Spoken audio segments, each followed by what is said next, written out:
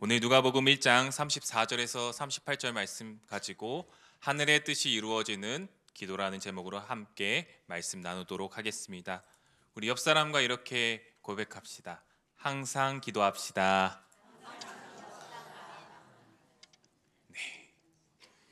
기도에는 두 가지 종류가 있는 것 같아요. 능동적인 기도와 수동적인 기도.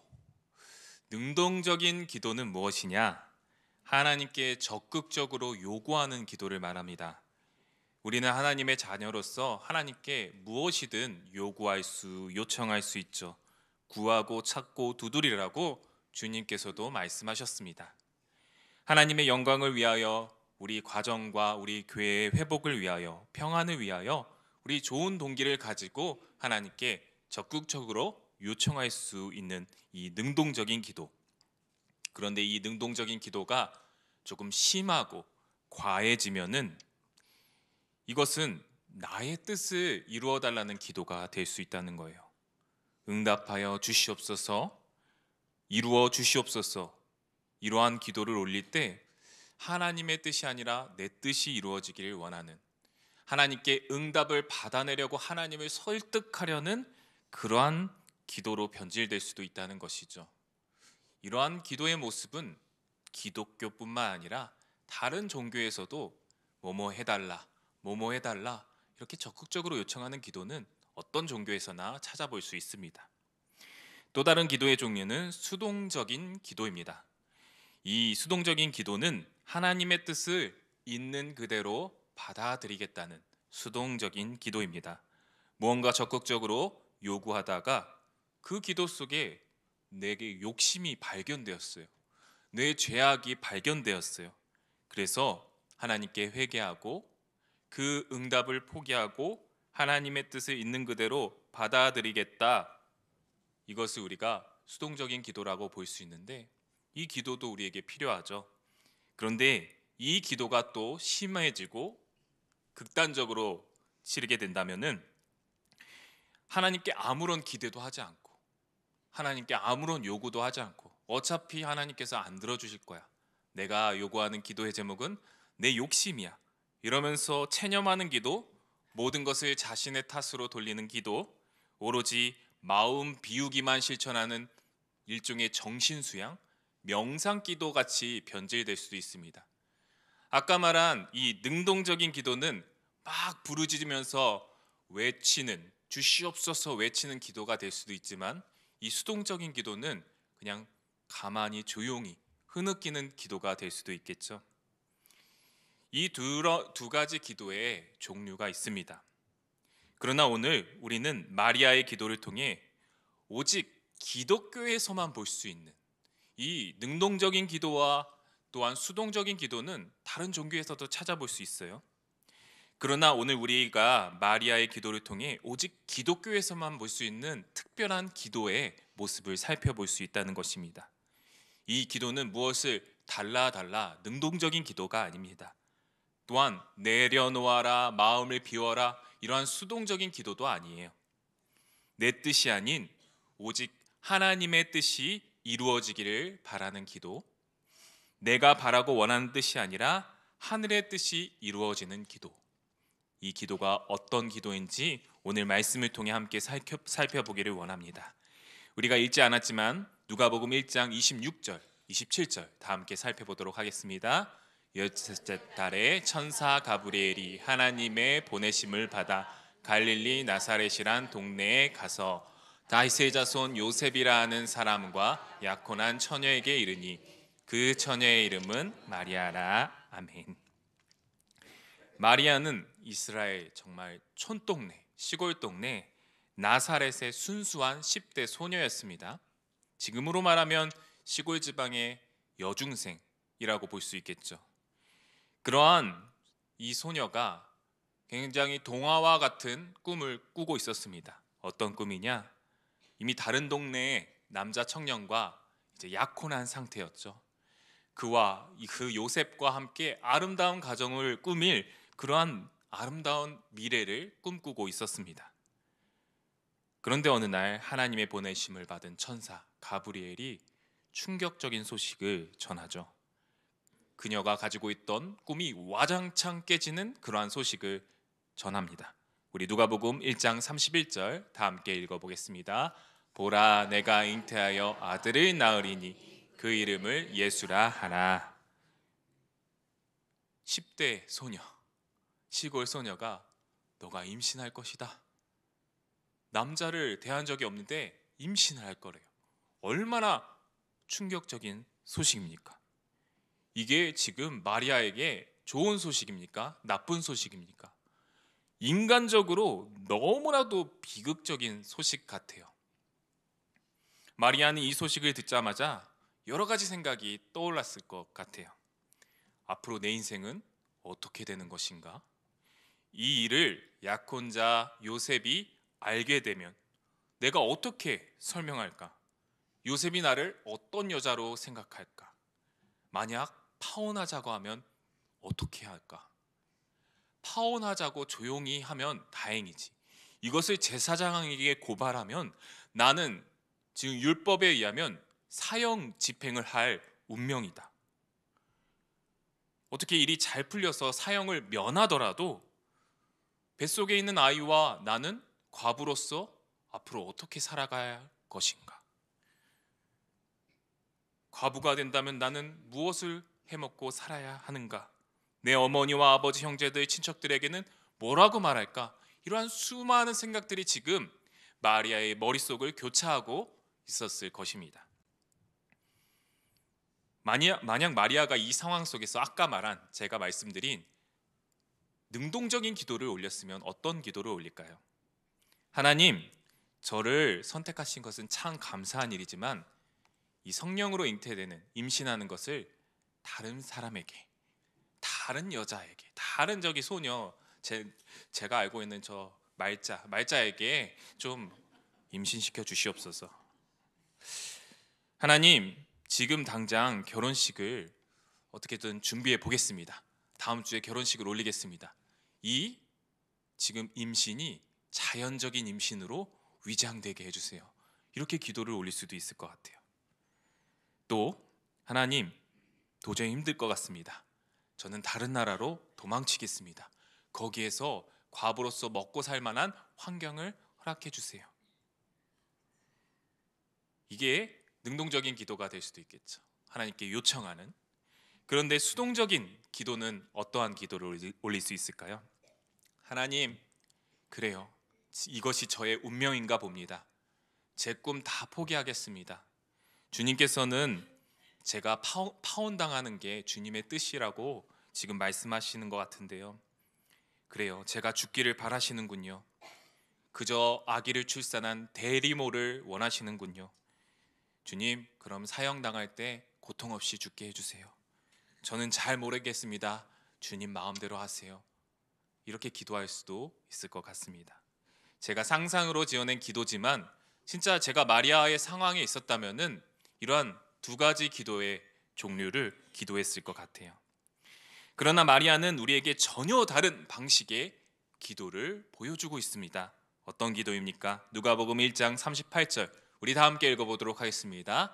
마리아가 이르되 주의 여정이오니 말씀대로 내게 이루어지이다 하매 천사가 떠나가니라. 아멘. 마리아는 지금 천사에게 어떤 반응을 보이고 있습니까? 주의 여종이오니 말씀대로 내게 이루어지이다. 이게 무슨 말이에요? 주님의 뜻대로 이루어지기를 원합니다. 하나님께서 이 말도 안 되는 고통스러운 상황을 벗어나게 해달라고 기도하는 뭐 해달라, 무엇을 해달라 라는 이러한 능동적인 기도도 아니고요. 모든 것을 체념하고 그냥 죽기를 기다리는 하나님 마음대로 하시라는 그러한 내려놓겠습니다, 비우겠습니다, 수동적인 기도도 아니에요. 마리아의 기도는 어떤 기도입니까? 하나님의 뜻이 이루어지기를 원합니다. 주님께서 선택한 주의 여종이오니 저의 삶을 통해서 하나님의 뜻을 이루어 주시옵소서. 문제를 벗어나게 해달라는 기도가 아니라, 아무것도 요구하지 않는 체념하는 기도가 아니라, 하나님, 저의 삶을 통해서 주님의 나라를 이루어 주시옵소서. 라는 더 적극적인 기도, 어떠한 어려움이 다가와도 주님 견뎌내겠습니다, 어쩌면 더 순종적인 기도를 올리고 있었다는 것입니다. 저는 이러한 마리아의 기도를 중간태 기도, 중간태 기도라고 말하고 싶은데요. 중간태 여러분들 잘 처음 들어보셨을 것 같습니다. 언어 문법에서 여러분 능동태와 수동태가 있다는 건 알고 계시죠? 저희 능동태, 수동태 때문에 중학교 영어 공부가 너무 어려웠던 게 기억이 나요. 그래도 나중에 이해하니까 아, 이런 뜻이었어? 라고 쉽게 이해했는데요. 여러분, 능동태가 무엇이에요? 내가 무엇을 하다, 내가 무엇에게 영향을 주다, 어떤 사람이 무엇에게 영향을 이렇게 주는 거, 이렇게 말하는 것이죠. 다른 주어가 다른 사람이나 사물에게 영향을 주는 것이 능동태라고 말합니다. 그럼 수동태는 무엇입니까? 내가 무엇에게 영향을 받는 것, 내가 당하는 것, 주어가 어떤 것에 영향을 받는 것을 수동태라고 말합니다. 쉽게 예를 들어 사자가 토끼를 잡아먹다. 그러면 사자가 주어죠. 토끼가 이제 이렇게 해서 능동태, 사자가 무엇을 하는 행동을 나타내는 것이죠. 반대로 수동태는 무엇이에요? 토끼가 사자에게 잡아먹히다. 이러면 수동태가 되는 것이죠. 그런데 신약 성경에서 이 능동태, 수동태 말고 다른 그런 동사의 형태가 있습니다. 그것은 바로 중간태라는 형태인데요. 이 중간태는 우리나라에 없는 형태예요. 그래서 우리가 익숙하지도 않고 이해하기도 좀 힘듭니다. 그런데 이 중간태라는 동사는 어떠한 동사냐? 내가 무언가를 함과 동시에 무언가에 영향을 받는 거예요. 동시에 내가 무엇을 함 동시에 영향을 받는다, 동시에 영향을 받는 것을 중간태라고 합니다. 이 능동태와 수동태가 합쳐진 동사라고 하는 것이죠. 우리가 이것을 신앙생활에서 적용하면요, 능동태 신앙은 무엇이냐? 내가 기도해서 어떻게 하나님의 응답을 받아내겠다, 내가 무엇을 하겠다라는 것이 능동태 신앙이고요. 수동태 신앙은 하나님께 맡겨야지, 하나님께서 알아서 인도해 주실 거야, 하나님께 맡기고 그냥 마음 편히 있자, 이게 수동태 신앙이라고 할 수 있습니다. 그런데요, 이 능동태와 수동태가 합쳐진 중간태 신앙은 어떠한 신앙이냐? 하나님께 모든 것을 맡기되 주님의 뜻에 내가 동참하겠습니다. 아무것도 안 하는 것이 아닙니다. 내가 주님의 뜻에 동참하는 것이고요. 그리고 주님께서 주어진 그 상황에 내가 순종하겠습니다. 이 능동태와 수동태가 합쳐진 참여적인 신앙의 태도를 중간태 신앙이라고 말할 수 있습니다. 마리아의 기도는 이러한 중간태의 신앙, 중간태 기도라고 볼 수 있습니다. 마리아는 지금 10대 소녀로서 도저히 감당하기 힘든 그런 충격적인, 뜻하지 않은 임신이라는 그런 문제가 발생했어요. 그러나 마리아는 주님께서 허락하신 이 문제와 상황 속에서 제가 주님의 뜻대로 살기를 원합니다, 주님의 뜻대로 저를 사용하여 주시옵소서, 그저 그냥 받아들이는 것이 아니라 내가 주님의 도구로 사용되기를 원합니다 라는 중간태의 기도를 올리고 있다는 것이에요. 마리아가 이러한 기도를 올릴 수 있었던 이유는 무엇입니까? 우리가 아까 읽었던 말씀 그 뒤에까지 한번 읽어볼까요? 우리 누가복음 1장 31절에서 33절 다 함께 읽어보겠습니다. 보라, 내가 잉태하여 아들을 낳으리니 그 이름을 예수라 하라. 그가 큰 자가 되고 지극히 높으신 이의 아들이라 일컬어질 것이요, 주 하나님께서 그 조상 다윗의 왕위를 그에게 주시리니 영원히 야곱의 집을 왕으로 다스리실 것이며 그 나라가 무궁하리라. 아멘. 마리아는요, 이 땅에 하나님의 나라를 이루실, 이 땅에 오셔서 주님의 백성을 구원하시고 하나님의 나라를 이루실 그 구약의 선지자들이 예언했던 내용들을 믿고 있는 그런 구약 백성, 하나님의 백성이었습니다. 하나님께서 드디어 그 선지자들에게 약속하신 그 말씀을 이루시는 거구나. 그리고 이루실 뿐만 아니라 그 하나님의 구원 드라마의 배역을 나에게 맡겨주신 거구나. 하나님 감사합니다. 앞으로 주님 어떤 어려움이 닥쳐올지 모르겠습니다. 하나님 제가 어떻게 해야 될지는 잘 모르겠습니다. 그러나 하나님께서 시작하신 그 구원 드라마, 그 구원 드라마에 저를 사용하여 주시옵소서. 이것이 바로 중간태의 기도라는 것입니다. 하나님께 순종하는 수동적인 태도를 보이지만 동시에 이 문제를 통하여 이루실 하나님의 뜻에 동참하겠다는 것, 이것이 마리아의 기도의 모습이었는데요.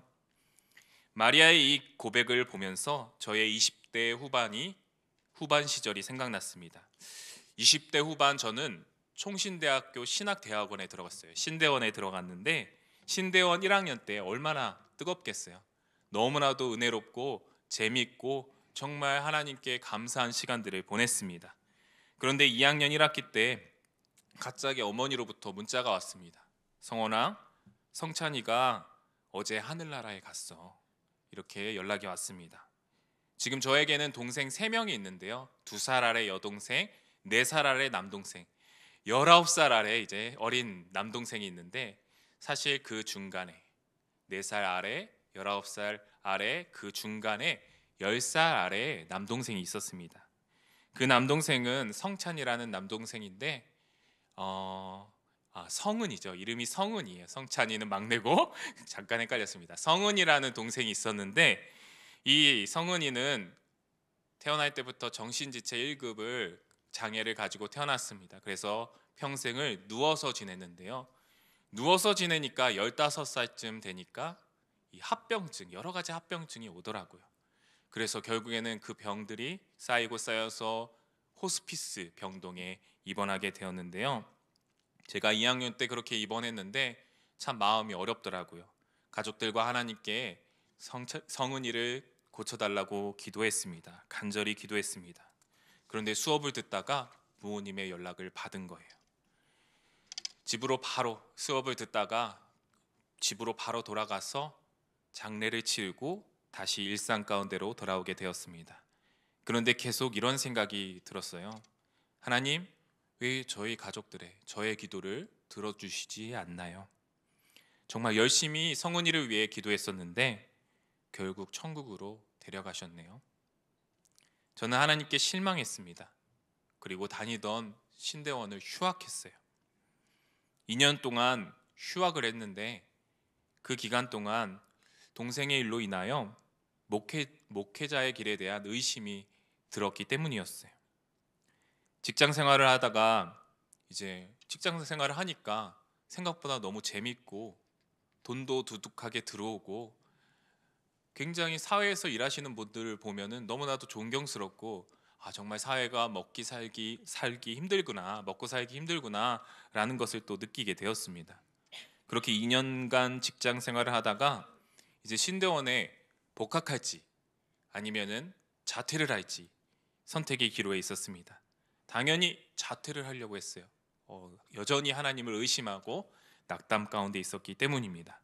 그런데 어느 날 그 회사 은행에서 일했는데 은행 회사 직원이 저에게 이런 말씀을 하시는 거예요. 성원아, 너 때문에 교회 다시 다니기 시작했다, 이렇게 얘기를 하는 거예요. 저는 그분에게 교회를 나가라고, 그분이 교회를 예전에 다니신지도 몰랐어요. 복음을 전하고 신앙적인 얘기를 하고 그런 거 한 번도 한 적이 없습니다. 저는 그냥 목회자 준비생이라고 그냥 신분을 밝혔을 뿐이었어요. 그런데 그러한 고백을 해서 깜짝 놀랐습니다. 그리고 또 동시에 제가 계속해서 학교는 휴학했지만 계속해서 작은 교회에서 중고등부 10명 학생을 데리고 계속해서 사역을 하고 있었어요. 그런데 그 애들이 너무나도 저를 속상하게 했어요.